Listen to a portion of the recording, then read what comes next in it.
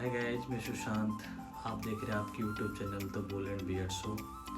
आज हम बात करेंगे कि डायरेक्ट स्टॉक में इन्वेस्ट कैसे करते हैं, क्या क्या बेनिफिट्स है और अपनी म्यूचुअल फंड में इन्वेस्ट करने से क्या होता है, ठीक है ना। किस में वेल्थ ज़्यादा बनता है, डायरेक्ट अपना स्टॉक में इन्वेस्ट करने से कि म्यूचुअल फंड में इन्वेस्ट करने से, ठीक है। डिटेल में बात करेंगे, पूरा देखिएगा वीडियो को एंड तक।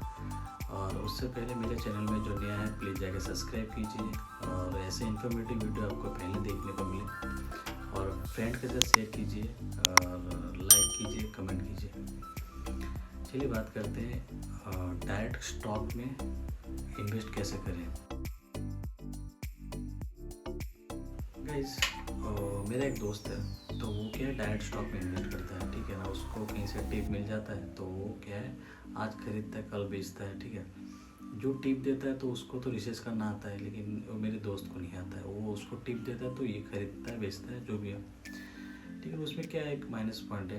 आपको 3 चीज़ आना चाहिए डायरेक्ट स्टॉक में इन्वेस्ट करने से पहले। पहला चीज़ है आपको मार्केट में बैलेंस शीट हो गया, जो भी स्टॉक का P ratio, PV ratio, book value ratio, उसके चार्ट पैटर्न सबको आपको आना चाहिए। सेकंड चीज़ क्या होता है, आपको न्यूज़ के बारे में पता होना चाहिए। जैसे अभी मार्केट में क्या चल रहा है, क्या नहीं, क्या न्यूज़ है, मार्केट अभी ऊपर जाने वाला है कि नीचे जाने वाला है, सब न्यूज़ को आपको पता होना चाहिए। थर्ड जो इम्पोर्टेंट चीज़ है वो टाइम। आपको मिनिमम स्क्रीन टाइम आपको 5 से 6 घंटा देना पड़ेगा। तो आपको डिटेल सब बैक टेस्टिंग वगैरह करना पड़ेगा, सब कुछ चेक करके फिर आप इन्वेस्ट करोगे, बेचोगे, खरीदोगे, जो भी करना है आपको वो देना पड़ेगा, ठीक है ना। और सबसे इम्पोर्टेंट मेरे को क्या लगता है पता है, कोई भी एग्जांपल डॉक्टर बनता है ऐसा नहीं है, 5 से 10 साल लगता है उसको डॉक्टर बनने में। वो पहले पढ़ाई करता है, फिर प्रैक्टिकल करता है, बहुत कुछ करने के बाद फिर जाके अच्छा डॉक्टर बनता है, ठीक है।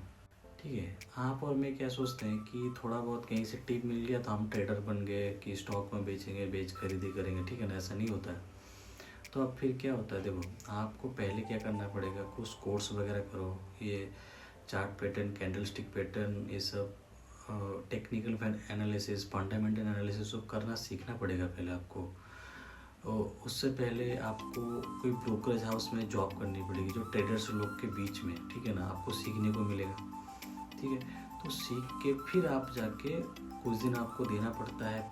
मार्केट आपसे पैसा लेता है पहले। कोई भी ट्रेडर आज तक पहले पैसा कमाए नहीं, पहले मार्केट उससे पैसा लिया है, फिर वो जाके सीखा है कैसे क्या काम करते हैं, फिर जाके वो पैसा कमाए। ऐसे पहले कोई ऐसा ट्रेडर नहीं कि पहले पैसा कमाया 1 करोड़ 2 करोड़ जो भी है, फिर जाके ट्रेडर बनते हैं। जो भी आप स्टॉक खरीदो बेचो, ठीक है ना, एनालिसिस करके करते हैं। नहीं तो फिर ऐसे ही होगा। मेरा फ्रेंड के साथ जो हुआ, वो टिप्स लेके करता है, लेकिन जो टिप्स देता है उसको एनालिसिस करना आता है, वो उसको पता है कहाँ एंट्री करना, कहाँ एग्जिट करना है, ठीक है ना। वो बोल देता है एंट्री के टाइम, लेकिन वो कब एग्जिट करके वो निकल लिया, लेकिन फ्रेंड को तो पता ही नहीं। वो क्या सोचता है, नहीं मेरे फ्रेंड के पास तो स्टॉक होगा, मैं भी होल्ड करता हूँ, लेकिन कब का निकल चुका हो, ठीक है ना। ये होता है, फिर लास्ट में ऐसे बैठा रहता है, मेरा लॉस हो गया, ठीक है। ये आपको सब सीख के देखो। एक ट्रेडर बनने से पहले आपको चार्ट पैटर्न के साथ बात करनी पड़ेगी, आपको मार्केट को टाइम देना पड़ेगा, समझना पड़ेगा, चार्ट पैटर्न को समझनी पड़ेगी, कैंडल स्टिक पैटर्न को समझना पड़ेगा, एनालिसिस करना आना चाहिए, ठीक है ना। बहुत कुछ होता है। जब आप बैक टेस्टिंग करो, मतलब पिछले 1 साल में, 1 महीने में सब क्या क्या हो गया है, मार्केट जब गिरा था तब क्या हुआ था, कौन सा कैंडल स्टिक पैटर्न फॉर्म हुआ था, क्या हुआ था, वो सब आपको कैंडल स्टिक के साथ आपको मतलब मार्केट और कैंडल स्टिक का टाइम बितानी पड़ेगी, टाइम देना पड़ेगा, तब जाके एक ट्रेडर बनता है। सेबी का रूल्स, सेबी का मतलब रूल्स है कि देखो, सेबी भी बोलता है कि 100 से 99% ट्रेडर्स लॉस करते हैं। क्यों? क्योंकि एजुकेशन नहीं होता, सीखते नहीं है। कोई टिप देता है, आज लगा देते हैं पैसा, का लॉस कर जाते हैं, ठीक है ना। ऐसा नहीं होता है। मतलब अगर समझो 1% में आपको आना है तो मतलब कितनी हार्डवर्क करना पड़ेगा, कितनी रेंज आपको सीखना पड़ेगा, तभी जाके 1% में आप लोग आओगे, ठीक है ना। तो ये होता है, सीख के ट्रेडिंग करो तो मतलब लॉस तो होता ही है। ऐसा कोई ट्रेडर नहीं जो उसको लॉस नहीं होता है, रेशियो कम हो जाता है। ठीक है ना। जैसे आप अभी बिना सीख के करोगे और सीख के करोगे तो बहुत ये होगा, ठीक है ना। तो इसलिए बोलता सीखो फिर ट्रेडिंग करो। नेक्स्ट SIP, ठीक है ना, म्यूचुअल फंड, ठीक है। तो मेरा जो दोस्त है, मैं एग्जांपल दिया हूँ, ठीक है ना। म्यूचुअल फंड में जो बंदा म्यूचुअल फंड करता था, देखो मेन म्यूचुअल फंड का मजा कहाँ पे, आप डायरेक्ट स्टॉक में इन्वेस्ट करोगे, उसमें क्या है, उसको टाइम देना पड़ता है। लेकिन जो बंदा डायरेक्ट स्टॉक में इन्वेस्ट करता है, लेकिन उसको पता नहीं चलता है, लेकिन आज बेचता है, कल बाय करता है, परसों सेल करता है, परसों बाय करता है, फिर सेल करता है। लेकिन उसमें जो उसका ब्रोकरेज हो गया, टैक्स हो गया, शॉर्ट टर्म कैपिटल गेन हो गया, वो सब लगता है। साल में अगर वो कैलकुलेट करेगा तो कुछ भी अपना कमाया नहीं, खाया कुछ नहीं, क्लास थोड़ा बढ़ाना गया, ऐसा कुछ है ना, तो ऐसा सिचुएशन हो जाएगा, ठीक है ना। इसीलिए क्या है, हमको अगर वेल्थ बनाना है लॉन्ग टर्म में, तो हमको पैसा छोड़ना पड़ेगा। ऐसा नहीं कि थोड़ा थोड़ा लड्डू थोड़ा थोड़ा खा के आ गया हो गया, ऐसा थोड़ा थोड़ा हमको नहीं खाना है। हमको लॉन्ग टर्म में वेल्थ बनाना है। सपोज हमको मेरे पास 1 करोड़ रुपया है, ठीक है ना। सपोज 4-5 साल में डबल होता है, ठीक है ना। लगभग आपको 30 साल में मतलब 25-30 साल में 30 करोड़ ऐसा हो जाएगा, ठीक है ना। 30 करोड़ नहीं हुआ, 28 करोड़ समझो। कौन देता है 28 करोड़, ठीक है। जो भी 27-28 करोड़ रुपया होगा, कोई बुरा नहीं है 27-28 करोड़, ठीक है ना, 20-25-30 साल में, ठीक है। वो ये लॉन्ग टर्म में वेल्थ बनता है। पैसे को आप जब तक एक जगह नहीं छोड़ोगे तब तक वो वेल्थ, कंपाउंडिंग में मजा तो यही है, कंपाउंडिंग, उसको कंपाउंडिंग के लिए छोड़ो, ठीक है, तभी तो वो कंपाउंडिंग का मजा है। एक अच्छे इन्वेस्टर थे, वो बोल के गए कि कंपाउंडिंग का रूल्स ऐसा है कि डोंट डिस्टर्ब इट, ठीक है ना। तो उसको डिस्टर्ब भी मत करो, उसको पैसे को छोड़ दो एक जगह, उसको कंपाउंडिंग बन दो, सिंपल सा चीज़ है।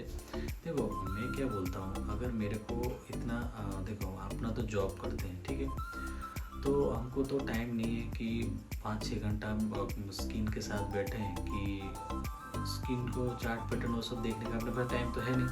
तो हम लोग सिंपली क्या करेंगे, देखो मेरा भी पोर्टफोलियो है, मैं आपको क्लियर बताता हूँ। मैं भी डायरेक्ट स्टॉक में इन्वेस्ट करता हूँ, ठीक है ना। मेरा 2 पोर्टफोलियो है, एक डायरेक्ट स्टॉक में इन्वेस्ट करता हूँ, दूसरा अपना म्यूचुअल फंड में इन्वेस्ट करता हूँ, ठीक है ना।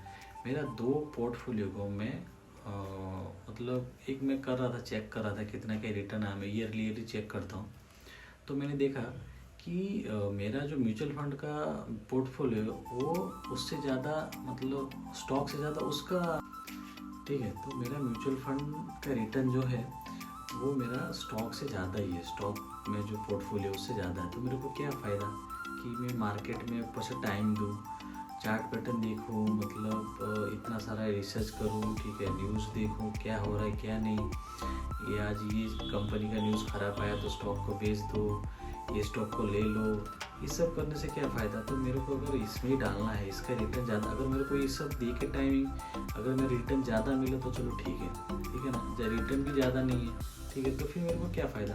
तो इससे अच्छा है आप मंथली SIP करो, ठीक है। ये जो टाइम यहाँ पे मार्केट को दे रहे थे, वो टाइम आप कुछ एक्टिव इनकम करने के लिए डालो, ठीक है ना। वो टाइम एक्टिव इनकम बढ़ाओ, जो एक्टिव इनकम बढ़ता है उससे आप पैसिव इनकम बढ़ा सकते हो, ठीक है ना। सपोज आप 50,000 कमा रहे हो, उससे आप 10,000 की इन्वेस्ट कर रहे हो, ठीक है ना। अगर तुम आप एक्टिव इनकम बढ़ा सकते हो, अगर 50,000 से 70-80,000 तक आप लेके जा सकते हो, तो आप पैसिव इनकम बढ़ा सकते हो। क्योंकि अब SIP उसको बढ़ा सकते हो। अगर सपोज आपका सैलरी बढ़ गई, ठीक है, अगर जो SIP करते थे 10,000 का, 50,000 कमा के 10,000 के SIP करते थे, तो अगर आपको एक्टिव इनकम बढ़ गया तो पैसिव इनकम ज़्यादा SIP डाल सकते हो, उससे आपका पैसिव इनकम ज़्यादा बढ़ेगा, तो वेल्थ और ज़्यादा फास्ट होगा, ठीक है। तो गाइस मेरा मानना यही है कि ना आप डायरेक्ट स्टॉक में इन्वेस्ट करने से, म्यूचुअल फंड में करने से अच्छा है इन्वेस्ट।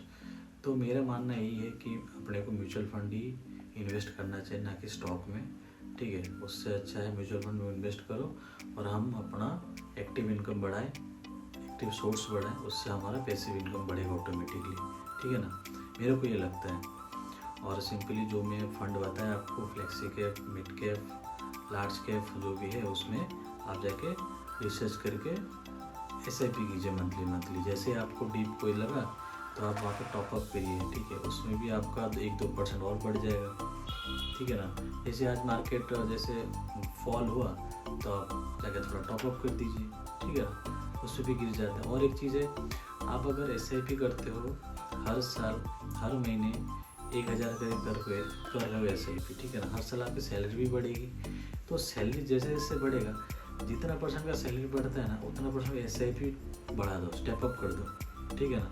उससे क्या होगा आपका, अगर आपका गोल है, ठीक है ना, अगर 10 साल में मेरे को 1 करोड़ करना है तो आपका गोल और नज़दीक हो जाएगा, रिटर्न और बढ़ जाएगा उससे, ठीक। तो गाइस आपको क्या लगता है किस में इन्वेस्ट करना चाहिए, डायरेक्ट स्टॉक में इन्वेस्ट करना चाहिए कि म्यूचुअल फंड में इन्वेस्ट करना चाहिए? कमेंट सेक्शन में ज़रूर बताइएगा। और आपके पास अगर स्टॉक में इन्वेस्ट करना है या अपना SIP करना है, आपको डीमैट अकाउंट की ज़रूरत है तो मेरे डिस्क्रिप्शन लिंक है, फ्री में डीमैट अकाउंट खुलवाइए, आपको आपके फ्रेंड का, आपके फैमिली मेम्बर्स का खुलवाइए और इन्वेस्ट कीजिए। आपको क्या लगता है कि स्टॉक में करना चाहिए कि म्यूचुअल फंड में? कमेंट सेक्शन जरूर बताइएगा। और आपको वीडियो कैसा लगता है फीडबैक दीजिए। सपोर्ट करने के लिए थैंक यू सो मच। आप ऐसे ही सपोर्ट करते रहिए और वीडियो देखिए, फ्रेंड के साथ शेयर कीजिए, लाइक कीजिए, सब्सक्राइब कीजिए। और मेरे चैनल में जो नया है प्लीज़ बेल आइकन को दबाइए और सब्सक्राइब कीजिए, ऐसे इन्फॉर्मेटिव वीडियो आपको पहले देखने को मिले। और वीडियो कैसा लगा, थैंक यू सो मच।